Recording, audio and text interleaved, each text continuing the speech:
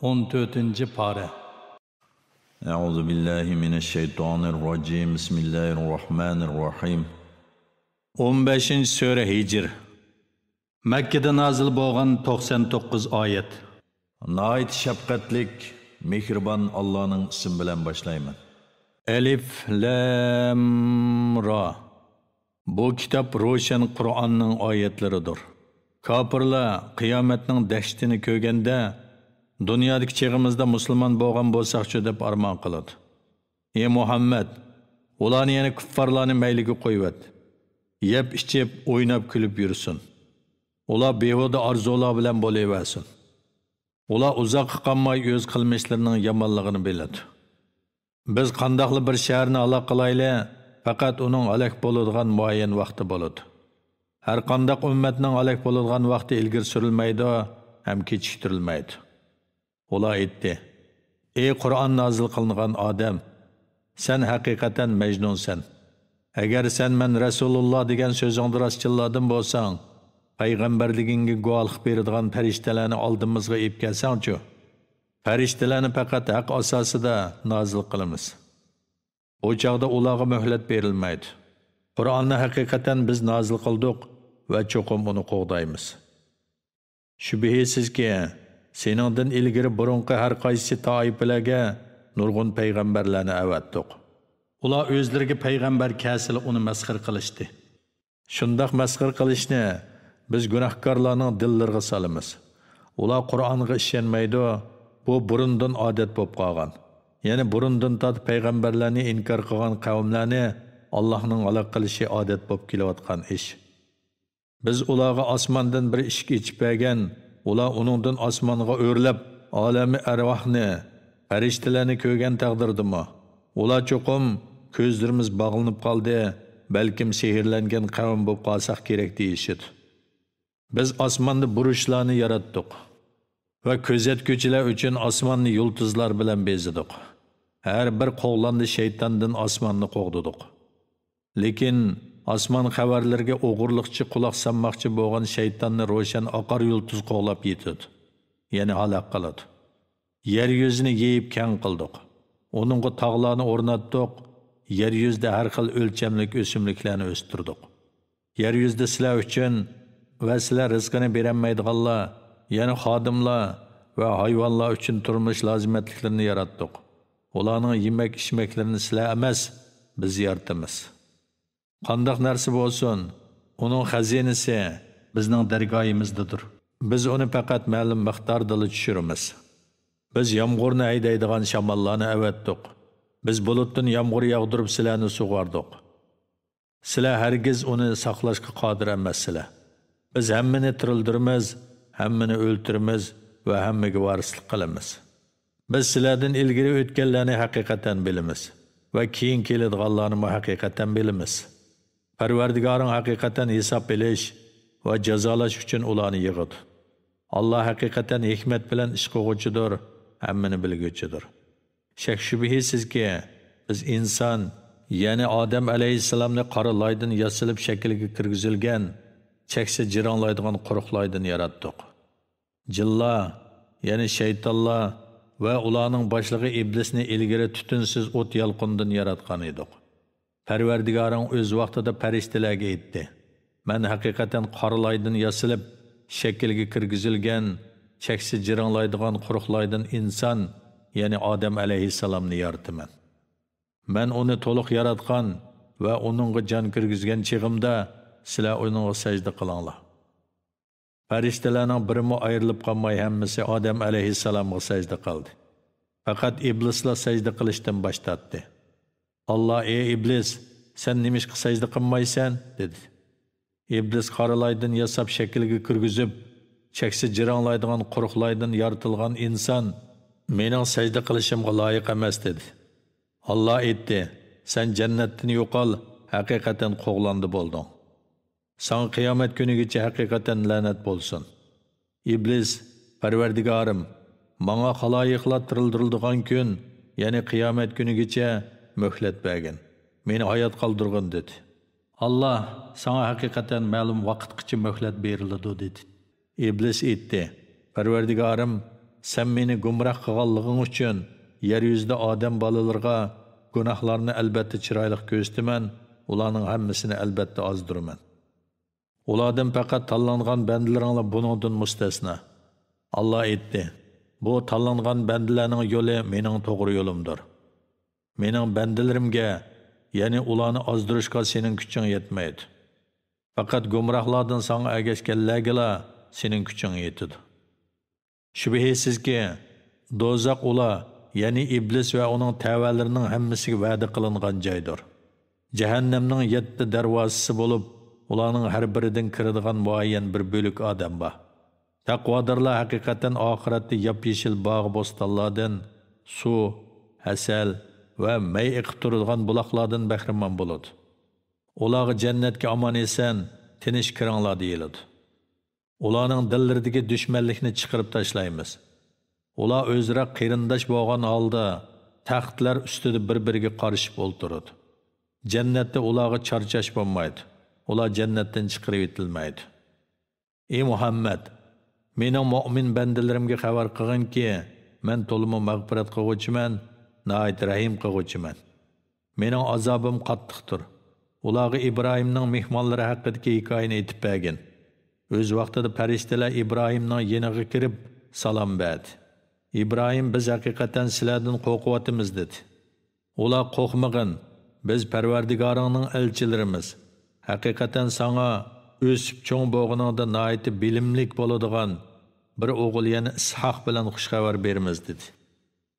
İbrahim men qiyirgan tursam, menga bola bilan xushxabar berdinglarmi? Menga nim bilan xushxabar beryapsizlar dedi. Ular biz sana rost xushxabar berdik. Noumid bo'lmagin dedi. İbrahim Parvardigorning rahmatidan gumrohlardan boshqa kimmi noumid bo'ladi dedi. İbrahim ey elchilar, nima ish bilan keldinglar dedi. Ular aytdi: biz haqiqatan gunohkor bir qavmni jazolash uchun avatildik. Faqat Lotning tavallari buningdan mustasno. Biz ular, ya'ni Lotning tavallari va uning oilasidagilarning hammasini azobdan cho'qim qutuldiramiz. Faqat Lotning xotini buningdan mustasno. Biz uning cho'qim boshqalar bilan billa azoblanganligini oldin bekitdik. Elchilar Lotning oilasi kelgan chaqda Lot sizlar haqiqatan notonish odamlar dedi. Ular aytdi: undaq emas, biz Allohning elchilarimiz. Biz sening oldinga ular, ya'ni sening qavming shakillanayotgan azobni olib keldik. Biz sana haqiqatni olib keldik. Biz albatta so'zimizda rostchilmiz. Kechining oxirida oilangdagilarni elib yo'lga chiqqan. O'zing ularning orasida mang'in. Sizlardan hech bir odam orqasiga qaramasin. Sizlar buyurilgan yerga yetguncha olg'a qarab mengayveringlar. Saharda bular, ya'ni Lotning qavmining yiltizi quritiladi, ya'ni talto'kis salah qilinadi degan hukmni Lotga vahiy qildik. Sadom shahrining aholisi, ya'ni Lotning qavmi xushal bo'lishib yetib kelishdi. Lot aytdi: "Bular mening mehmonim, ularga cheqilib qo'yib, ularning oldida meni rasvo qilmanglar. Allohdan qo'rqinglar, mehmonimni xorlash orqali meni xorlamanglar." Ular biz seni kelgan musofirlarni himoya qilishdan to'smaganmidik dedi. Lot: "Bular mening qizlarim, ya'ni qavmimning qizlaridir. Agar cheqilmoqchi bo'lsanglar, ularni nikohlab elinglar" dedi. Ey Muhammad, sening hayoting bilan qasamki, ular albatta gumrohliklarida tingirqab yurishdi. Kun chiqar vaqtida ularga qattiq cho'qqan yuzlandi. Biz shu shaharni ostin-ustin qilyaptik, ya'ni gum to'mirayaptik va ularning ustiga yomg'irdak sapal tosh yog'dirdik. Uningda kuzatuvchilar uchun haqiqatan nurg'un ibratlar bor. O shahar Qurayshlar Shamga boradigan yo'l ustida haqiqatan ilmo mavjud turmoqda. Buningda mu'minlar uchun haqiqatan ibrat bor. Aykaliklar, ya'ni Shuayb qavmi shubhisizki zolim edi. Ya'ni kufrda haddidan oshganlar edi. Shuaybning payg'ambarligini inkor qilganliklari uchun ularni halok qildik. Ular yana bu ikki shaharning har ikkisi shubhisizki oshkor yo'l ustidadir. Ey Makka aholisi, ulardan ibrat olmamsizlar? Hijrliklar haqiqatan payg'ambarlarni inkor qildi. Ularga mo'jizlarimizni keltirdik. Ya'ni toshdan chish to'yga chiqarishdek qudratimizga dalolat bo'ladigan mo'jizlarni ularga ko'rsatdik. Ular bu mo'jizlardan yuz o'rdi. Ular azobdan amin bo'lgan holda tog'larni teshib, bu bizni Allohning azobidan saqlaydi deb o'y soladi. Lekin qattiq cho'qqan sahardala ularni halok qildi. Ularning qilgan emgaklari o'zlariga asqatmadi. Biz osmonlarni, zaminni va ulardagi narsalarni faqat haq asosida yaratdik. Qiyomatning bo'lishi cho'qimdir. Ey Muhammad, nadallar bilan tang bo'lmagin. Ularga chiroyli muomalada bo'lgin. Parvardigoring haqiqatan hammani yaratquchidir, bandalarining ahvolini bilib turg'uchidir. Namozda takrorlanib turadigan 7 oyatni, yana sura Fatihani va ulug' Qur'onni haqiqatan sana nozil qildik. Ba'zi kofirlarning biz bahramon qilgan narsalarga ko'z solmagin. Ularning iymon etmaganligidan qayg'urmagin. Mu'minlarga kamtar bo'lgin.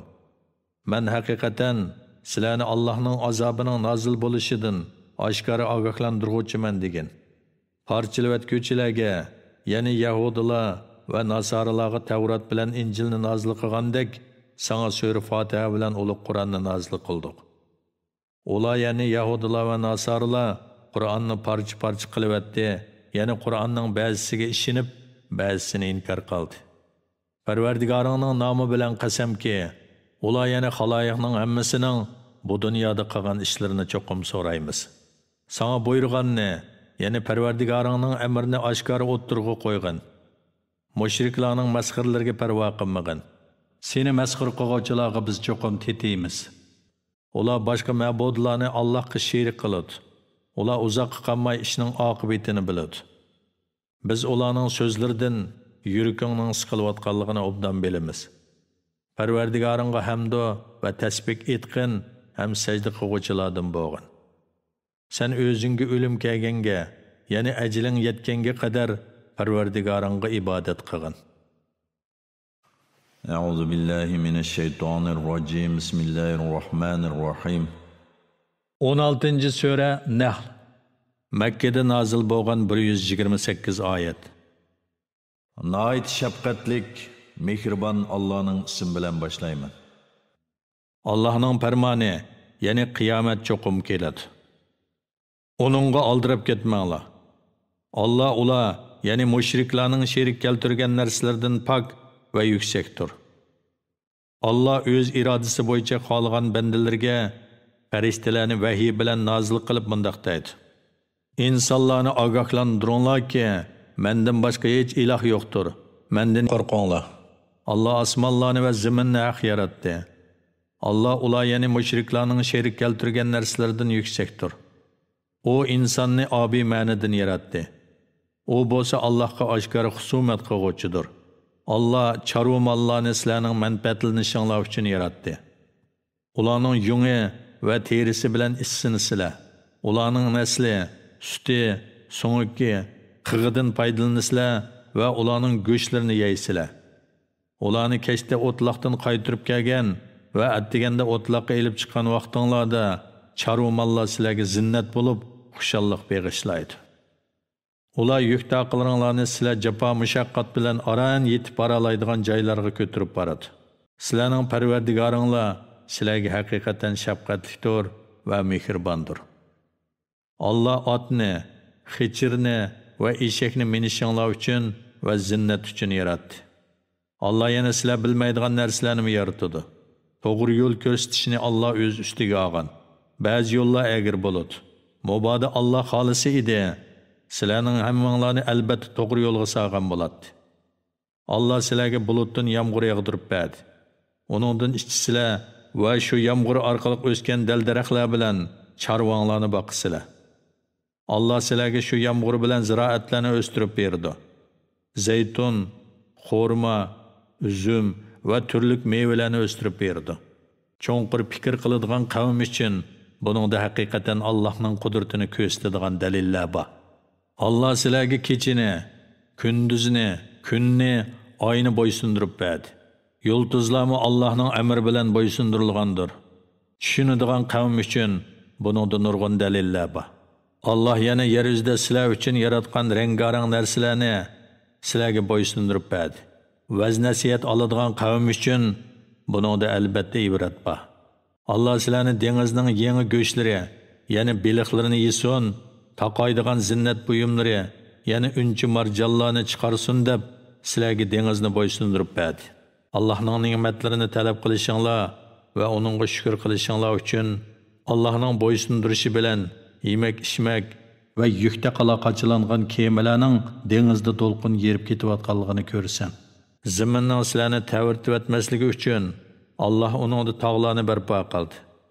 Ziraatlaringlarni, chorva mollaringlarni sug'urishinglar uchun eriq o'stanglarni ezib qolmasliginglar uchun yo'llarni paydo qildi. Yo'llarga belgilarni qildi. Ular kechisi qo'rg'uliqda va dengizlarda yulduzlar bilan yo'l topadi. Bütün koinotni yaratgan Alloh bilan hech narsani yaratolmaydiganlar o'xshash bo'lamdi?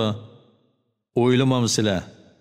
Agar Allohning sizlarga bergan ne'matini sanasanglar, uning hisobini elib bo'lolmaysizlar. Shubhisizki, Alloh sizlarning bu jihatdagi yetarsizliginglarni albatta mag'firat qiluvchidir, bandalarga mehribondir. Alloh sizlar yoshirgan va oshkor qilganning hammasini bilib turadi. Ularning Allohni qo'yib ibodat qilganlari, yana butlari hech narsani yaratolmaydi. Balki ularning o'zlari yaratilgandir. Yani insonlar tarafidan yasalgandir. Ular yana butlar tirik emas, o'likdir. Ular cho'qing'uvchilarining qachon qayta tirildiradiganligini uqmaydi. Sizlarning ibodat qilishga loyiq ilohinglar birdir. Oxiratga ishonmaydiganlarning dillari Allohning birligini inkor qiladi. Ular cho'ngchilik qilib, haqni qabul qilishdan bosh tortquchilardir. Alloh ularning yoshirganlarini va oshkor qilganlarini rostilla bilib turadi. Allah takabburlik qiluvchilarni haqiqatan do'st tutmaydi. Ularga yana mushriklarga Parvardigoringlar payg'ambariga nimalarni nozil qildi deyilsa, ular masxir qilib qadimqilarning afsonalarini nozil qildi deyishidi. Ular qiyomat kuni o'zlarining gunohlariga to'liq javobgar bo'lishlari va o'zlari tarafidan bilmasdan ozdirilganlarning bir qism gunohlariga o'zlari javobgar bo'lishlari uchun yuqorqi bo'xton so'zlarni qildi. Ularning javobgar bo'ladigan nima degan yomon? Ular yana Makka kofirlardan ilgari o'tgan kofirlar o'z payg'ambarlariga hiyla-mekr ishiltib, Allohning nurini o'chirmoqchi bo'ldi. Alloh ularning hiyla-mekr binosini tal-to'kis ko'mron qildi. Ularning ustiga bu binoning o'gisi o'rilib tushdi. Ularga o'zlari o'ylamagan yerdan azob keldi. Ondan keyin Alloh ularni qiyomat kuni rasvo qiladi. Ularga qoyib mening sheriklarim qani qayerda? Sizlar ular to'g'risida payg'ambarlar bilan munozirlashyaptinglar-ku deydi. İlim berilganlar bugun rasvolik va azob haqiqatan kofirlarga tegishlidir deydi. Ular kufrini ixtiyor qilib o'zlariga zulm qilgan holatda farishtalar ularning jonlarini oladi. Ular bo'ysunganliklarini bildirib, biz hech qanday yomon ish qilmadik deydi. Undaq emas. Alloh sizlarning qilmishinglarni haqiqatan to'liq bilguchidir. Sizlar ichida mangu qoladigan jahannamning darvozalaridan kiringlar. Cho'ngchilik qilib Allah'a itaat qilishdan bosh tortquchilarning boradigan joyi nima degan yomon? Taqvodorlarga Parvardigoringlar payg'ambariga nimalarni nozil qildi deyilsa, ular yaxshi so'zlarni nozil qildi deyishidi. Yaxshi ish qiluvchilar bu dunyoda mukofotlanadi. Oxirat yurti ular uchun texmi yaxshidir. Taqvodorlarning yurti rostilla nima degan go'zal. Ular ostidan o'stanglar eqib turadigan, doim turadigan jannatlarga kiradi. U yerda ularning ko'ngli qolgan narsalar tepiladi. Alloh taqvodorlarni ana shunday mukofotlaydi. Ular mushriklik va gunohlardan pok bo'lgan sharoitda farishtalar ularni qabzruh qiladi. Farishtalar ularga salom sizlarga, qilgan amallaringlarning xosiyatidan jannatga kiringlar deydi.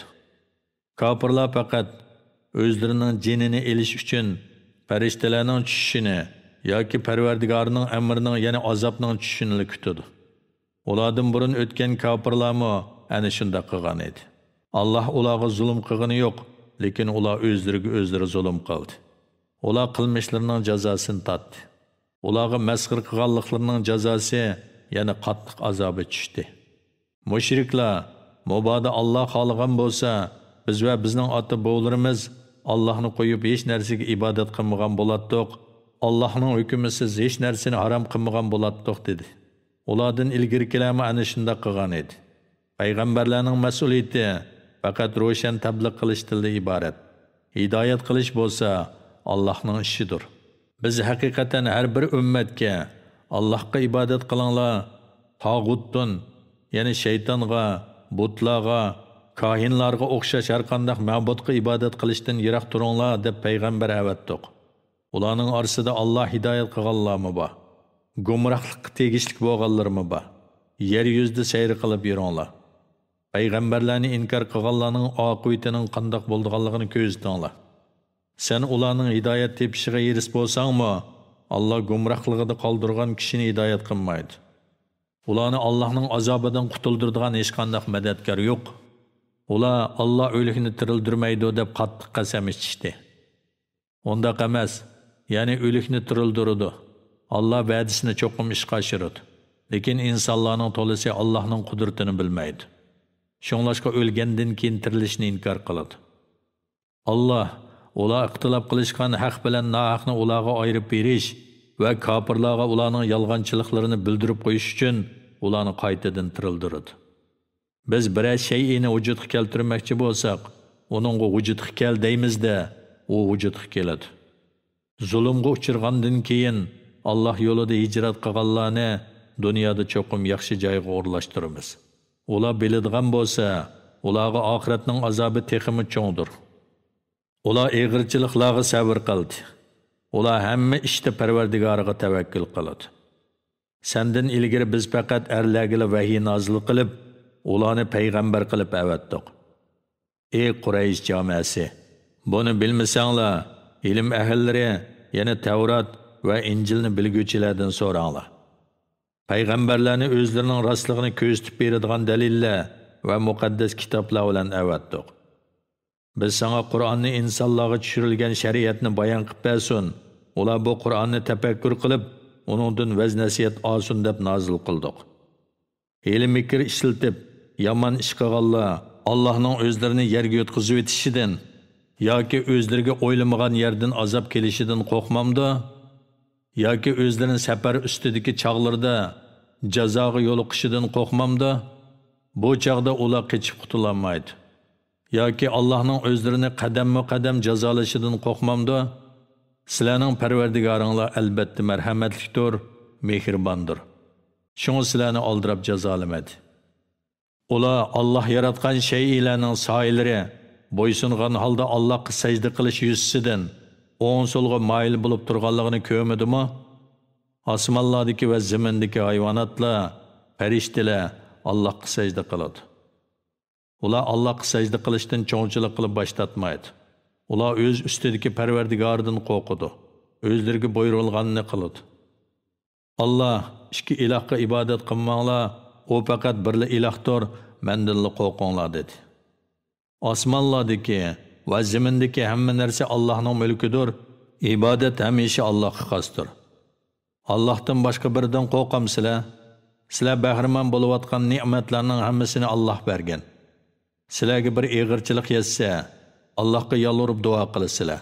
Alloh sizlardan eg'irchilikni ko'tarib etsa, oranglardan bir bo'lik odam darhol o'z Parvardigoriga sherik keltiradi. Ular o'zlariga bergan beshidagi eg'irchilikni ko'tarib etganligimizdan iborat ne'matimizga noshukrlik qiladi. Sizlar ajilinglar yetkicha dunyodan bahramon bo'linglar, ishinglarning oqibatini uzoqqa qolmay bilasizlar. Ular biz o'zlariga bergan rizqdan hech narsadan xabarsiz butlarga nasibi qoldiradi. Ey mushriklar, Allohning nomi bilan qasamki, sizlar o'zinglar o'ydirib chiqargan narsanglar uchun cho'qim so'roqqa tortilsizlar. Ular Allohga qizlarni nisbat beradi. Allohning qizi bor deb e'tiqod qiladi. Alloh bundoq bo'xtondan pokdir. Ular o'zlari orzu qiladiganlarni o'zlariga nisbat beradi. Ularning birasiga xotinining qiz tuqqanlik xabari yetkazilsa, chiroyi o'zgarib, g'azabnak bo'lib ketadi. Yetkazilgan yomon xabardan qo'rqib, o'z qavmiga ko'rinmay yoshirinib oladi. Ondan u nomusga chidab qizni saqlab qolamdi yoki uni to'pi ostiga tirik ko'mamdi, shu vaqtda o'ylanadi. Ularning hukmi, ya'ni o'g'illarini o'zlariga nisbat berib, qizlarini Allohga nisbat berish haqiqatan nima degan qabih? Oxiratga ishonmaydiganlar o'g'ilni yaxshi ko'rib, qizni yomon ko'rish, xotinini o'g'il tug'sa xushal bo'lib, qiz tug'sa ochchig'i kelish, or-nomusdan va kambag'allikdan qo'rqib, qizlarni tirik ko'mishga o'xshash yomon sifatlarga ega. Allah bo'lsa eng oliy xislatlarga ega. Allah g'olibdir, hikmat bilan ish qilg'uchidir. Agar Allah insonlarni ularning zulmi tufaylidan chapsan jazolaydigan bo'lsa, yer yuzida qimirlab turadigan hech bir jon egisini qo'ymagan bo'ladi. Lekin Allah ularni jazolashni muayyan vaqtgacha ta'xir qiladi. Ularning halok bo'lish vaqti kelganda qilchimi kechiktirilmaydi, qilchimi ilgari surilmaydi. Ular o'zlari yomon ko'radiganni Allohga mansub qiladi. Ular oqibatining yaxshi bo'ladiganligi bilan jo'ylaydi. Shubhisizki, ular do'zax azobiga duchor bo'ladi. Ular do'zaxda tashlanib qolguvchilardir. Ey Muhammad, Allohning nomi bilan qasamki, sendan ilgari o'tgan ummatlarga haqiqatan payg'ambarlarni avatdiq. Shayton ularning, ya'ni ummatlarning amallarini o'zlariga chiroyli ko'rsatdi. Shayton bugun ularning do'stidir. Ular oxiratda qattiq azobga duchor bo'ladi. Ey Muhammad, biz kitobni, ya'ni Qur'onni faqat sening kishilarga ularning dinidagi datalash qilishgan narsalarni bayon qilib berishing uchun iymon etadigan qavmga hidoyat va rahmat bo'lsin uchun nozil qildik. Allah bulutdan yomg'ir yog'dirib, shuning bilan qog'jirab qolgan zaminda turli ziroatlarni undirdi. Buningda vaz nasihat anglaydigan qavm uchun albatta Allohning qudratining cho'ngligini ko'rsatadigan dalillar bor. Chahar paylarda sizlar uchun haqiqatan bir ibrat bor. Sizlarni chahar paylarning qornidagi mayoq tezakdan va qondan ayrilib chiqqan pokiz va tamlik sut bilan sug'urmiz. Sizlar uchun yana bundaq ibratlarmi borki, xo'rmidan, o'zimdan sharoblar va pokiz yemekliklar yasaysizlar. Aqlini ishlatadigan qavm uchun buningda haqiqatan Allohning birligini ko'rsatadigan dalil bor. Parvardigoring asal harisiga ilhom bilan bildirdi. Tog'larga, daraxtlarga va kishilarning asal harlari uchun yasagan uylarga u tuzgin. Ondan keyin turlik meyvelar, ya'ni gul chechaklardan yegin. Parvardigoringning yo'llariga itoatmanlik bilan kirgin. Uning, ya'ni hasal harisining qornidan insonlarga shifo bo'ladigan xilma-xil rangli ichimlik, ya'ni hasal chiqadi. Buningda Allohning qudratining cho'ngligini tafakkur qiladigan qavm uchun ibrat bor.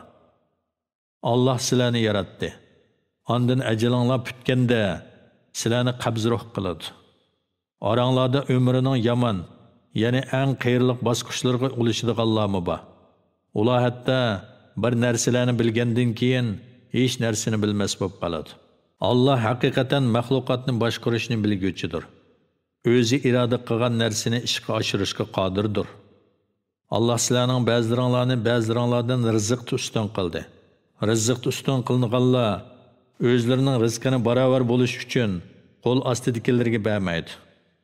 Ular Allohning ne'matini inkor qilishamdi? Allah sizlarning unsi ulfat elishinglar uchun xotininglarni o'z tipinglardan yaratdi. Sizlar uchun ulardan o'g'illarni va navrlarni yaratdi. Sizlarga turli shirin narsalarni rizq qilib berdi. Ular botilga ishinib Allohning ne'matiga kufrlik qilamdi. Allah ularni qo'yib, o'zlariga osmonlardan hech qanday rizq tushirib va yerdan hech qanday rizq chiqarib, ya'ni osmondan yomg'ir yog'dirib va yerdan ziroat va daraxtlarni o'stirib berolmaydigan, shunday qilishga qudrati yetmaydigan butlarga cho'qinamdi. Sizlar Allohga misol keltirmanglar. Ya'ni Allohga butlarni o'xshatmanglar.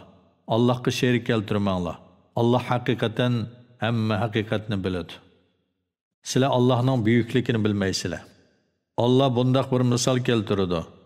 Hech qanday bir ishni o'z oldiga bir taraf qilolmaydigan bir qul biz obdan rizq, ya'ni mol-mulk ato qilgan va uni yoshirin yoki oshkora yo'sinda sadaqa qilib turadigan hur erkin odam bilan o'xshashmi? Ya'ni hech narsaga ega bo'lmagan qulga o'xshaydigan butlarni hammaga ega bo'lgan va koinotni xohlagancha tasarruf qiladigan Alloh bilan qandoqmi tanglashtirgili bo'lsin? Jimi hamd sana Allohga xosdir. Ular ya'ni kofirlarning to'lisi hamd sanoga Allohning loyiq ekanligini, butlarning hamd sanoga va ibodatga loyiq emasligini uqmaydi. Allah yana mundaq misol keltirdi. Mundaq ikki odam bor bo'lib, ularning biri hech ish qilolmaydigan va egasiga yuk bo'lib qolgan bir gachidurki, egasi bu gachini mayli qayaga avazsin, o hech qanday foyda ilib kelolmaydi. Yana biri bo'lsa, o'zi to'g'ri yo'lda mangan va kishilarni haqqoniy bo'lishga buyuradigan odamdir. Bu ikki odam o'xshashmi? Yana bu gachi bilan o'zi to'g'ri yo'lda turib fasohatli so'zlay oladigan, o'zi Qur'on nuri bilan nurlangan odam bir-biriga o'xshamdi.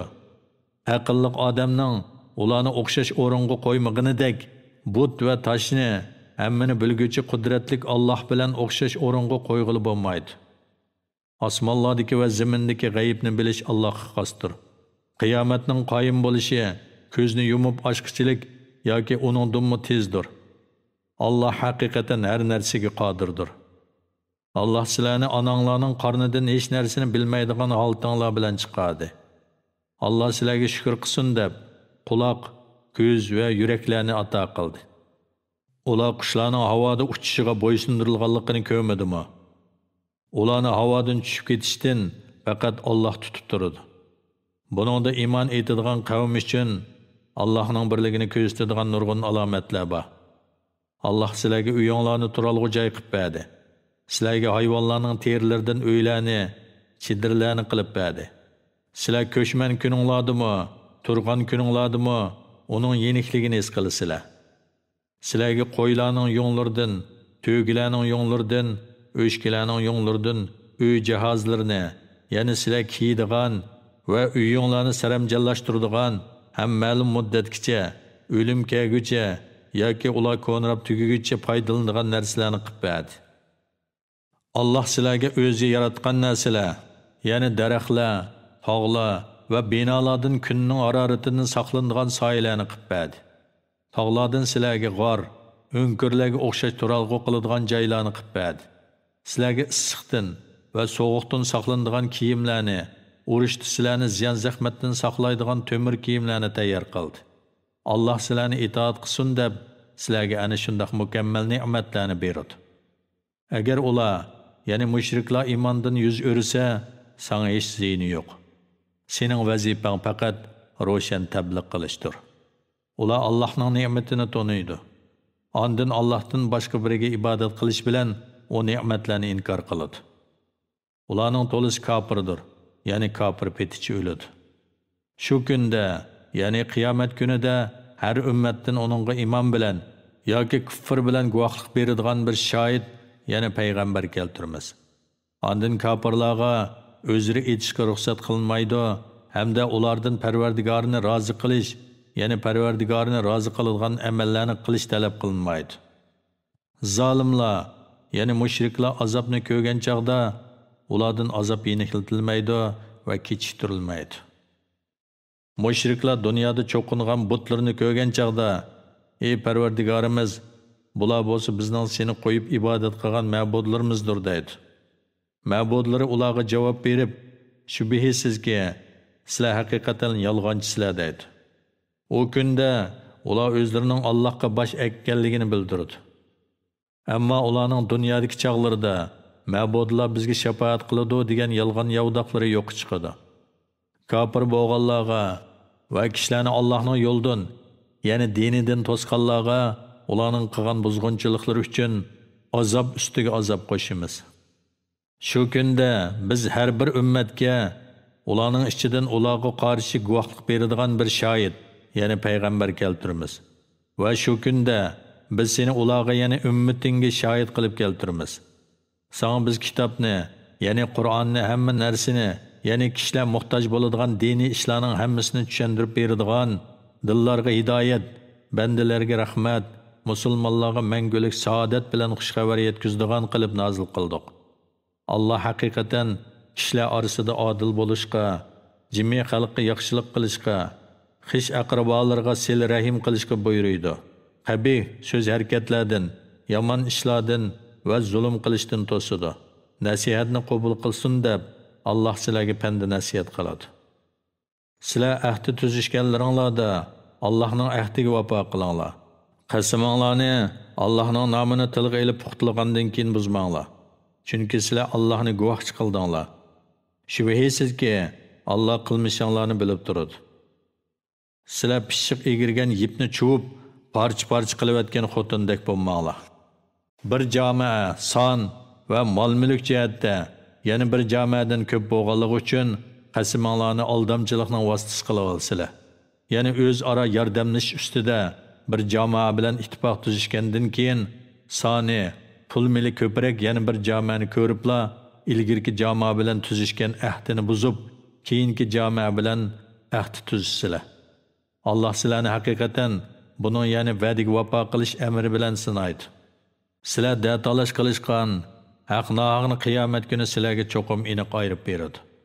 Mubodo Allah xohlagan bo'lsa edi, sizlarni yana butun insonlarni albatta bir ummat, yana bir dinda qiladi. Lekin Allohning hikmati ularni o'z ixtiyoriga qo'yib etishni taqozo qildi. Allah xohlagan odamni gumroh qiladi, xohlagan odamni hidoyat qiladi. Qiyomat kuni butun qilmishinglar ustida so'roq qilinsizlar. Qadiminglar islom dinida izchil bo'lgandan keyin tiyilib ketmasliginglar uchun qasiminglarni o'z oranglarda aldamchilikning vositasi qilib olmanglar. Kishilarni Allohning yo'lidan to'sqanliginglar uchun azobni tetiysizlar. Sizlar oxiratda do'zaxda cho'ng azobga qolasizlar. Sizlar Allohning ahdini arzimas narsaga setib-etmanglar. Sizlar agar bilsanglar, Allohning dargohidagi savob sizlar uchun fani dunyoning narsalaridan ortiqdir. Ey insonlar, sizlarning ilkinglardagi narsalar tugaydi. Allohning dargohidagi narsalar tugamaydi. Savr qiluvchilarga albatta ularning qilgan amalidanmi yaxshiroq savob beramiz.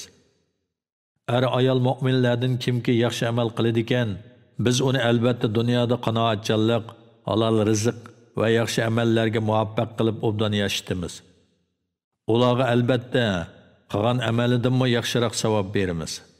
Sen Qur'on o'qimoqchi bo'lganingda qo'g'landi shaytonning vasvasidan Allohga sig'inib panoh tilagan. Shubhisizki, mu'minlarning va Parvardigoriga tavakkul qiluvchilar, ya'ni yo'languchilarning ustidan shayton hukmronlik qilolmaydi. Shayton faqat o'zini do'st tutadiganlar va o'zining ig'vo qilishi bilan mushrik bo'lib ketganlar ustida hukmronlik qiladi.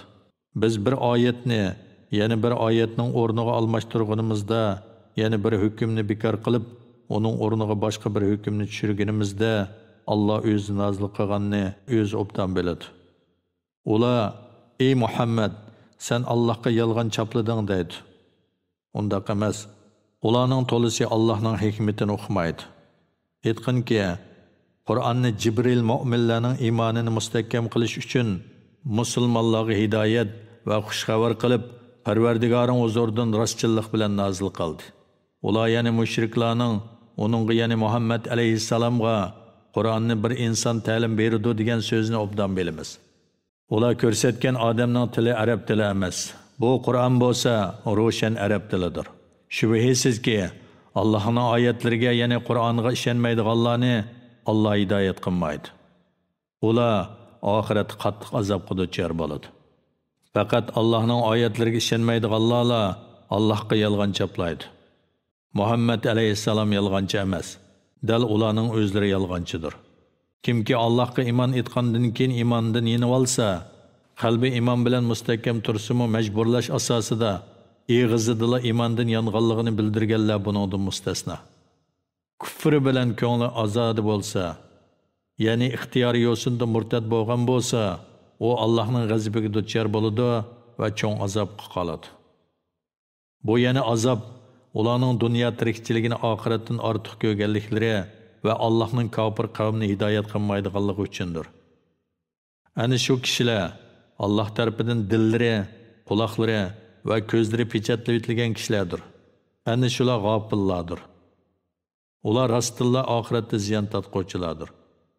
Ondan ey Muhammad, ziyonkashlikka uchirgandan keyin haqiqatan Madinaga hijrat qilgan, ondan Allohning yo'lida jihad qilgan va jihadning mushaqqatlariga chidaganlarga Parvardigoring mag'firat qiladi. Shubhisizki, Parvardigoring shuningdan, ya'ni ularning hijrat, jihad, savr qilganidan keyin ularga albatta mag'firat qiluvchidir, rahmat qiluvchidir. Har odam o'z bilan bo'lib ketadigan, har odamga qilgan amalining mukofoti to'liq beriladigan, ularga zulm qilinmaydigan kunni, ya'ni qiyomat kunini aslagin. Allah mundaq bir misolni keltirdi. Bir shahar, ya'ni Makka aholisi bo'lib, aslida tinch xotirjam edi. Onun rizqi taraf-tarafdan keng tashab kelib turadi. Onun aholisi Allohning ne'matlariga kufrlik qildi. Allah ularga qilmishlari tufaylidan ochliqning va qo'rqinishning alamini tetitdi. Ularga o'z ichidan bir payg'ambar, ya'ni Muhammad alayhissalom keldi. Uni ular inkor qildi. Ularga azob, ya'ni qattiqchilik va uqubat yuzlandi. Ular gunohlarga cho'mganlik tufaylidan zolim edi. Allah sizlarga rizq qilib bergan halol, shirin yemekliklardan yanglar. Agar Allohga ibodat qiladigan bo'lsanglar, Allohning ne'matiga shukr qilinglar. Allah sizlarga o'zi o'lib qolgan hayvonni, qonni, cho'shqa go'shini, Allohdan g'ayrining nomi aytilib bo'g'izlangan hayvonni yeyishni harom qildi. Kimki ixtiyorchi emas, ixtiyorsizlikdan yuqorqi harom qilingan narsalardan hayotini saqlab qolgudek miqdorda yesa, Allah uni mag'firat qiluvchidir, uningga ko'yinguvchidir. Og'zonlarga kelgan yolg'onni so'zlash uchun hech qanday dalilsiz bu halol, bu harom demanglar. Chunki mundaqda Allah nomidan yolg'onni o'ydirgan bo'lasizlar. Allah nomidan yolg'onni o'ydirg'uvchilar haqiqatan dunyo va oxiratda maqsadiga erishamaydi. Ular dunyodan faqat ozg'ini bahramon bo'ladi. Ular oxirat qattiq azobga duchor bo'ladi. Ilgari sana bayon qilingan narsalarni yolg'iz yahudilarga harom qildik. Buning bilan biz ularga zulm qilmadik. Lekin ular o'zlariga o'zlari zulm qildi. Shubhisizki, bilmasdan yomon ishlarni qilgandan keyin tavba qilgan va amalini tuzatganlarga Parvardigoring albatta mag'firat qiluvchidir, marhamat qiluvchidir. İbrahim haqiqatan yaxshi xislatlarni o'zlashtiruvchi peshvo, Allohga itoatman, batil dinlardan haq dinga buralg'uvchi, ya'ni haq dinga e'tiqod qiluvchi edi. U Allohga sherik keltiruvchilardan emas edi. İbrahim Allohning ne'matlariga shukr qiluvchi edi. Allah uni payg'ambarlikka tanladi va uni to'g'ri yo'lga boshladi. Uningga dunyoda yaxshilik ato qildik. Shak shubhisizki, oxiratda u yaxshilar qatorida bo'ladi. Ondan sana batil dinlardan haq dinga buralg'uvchi, ya'ni haq dinga e'tiqod qiluvchi İbrahimning diniga egishgan İbrahim mushriklardan emas edi deb vahiy qildik. Shanba kuni ustida ixtilof qiluvchilar uchunlar shanba kunini ulug'lash belgilandi. Ya'ni shanba kunini ulug'lash va bu kunda ishlamaslik İbrahimning shariatida yo'q edi. Yahudilar Allohning amriga osiylik qilib, dinda ixtilof qilishganliklari sababidan ularga eg'irchilik turg'izish uchun shundoq belgilamani chiqardik. Shubhisizki, Parvardigoring qiyomat kuni ular ixtilof qilishgan haq-nohaq ustida cho'qim hukm chiqaradi.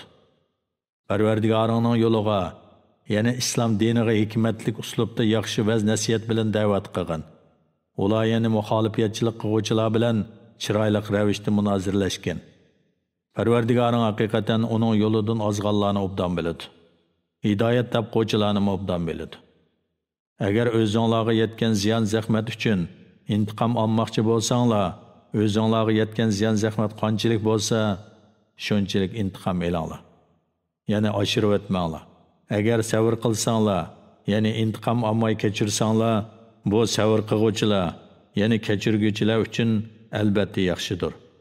Ey Muhammad, Allohning yo'lida sana yetgan arziyatlarga sabr qilgin. Sabrang faqat Allohning yordami bilan qo'lga keladi. Ularning iymon etmaganliklariga qayg'urmagin. Ularning ilm kirsidan yurking siqilmasin. Allah haqiqatan taqvodorlik qiluvchilar va yaxshi ish qiluvchilar bilan billadir.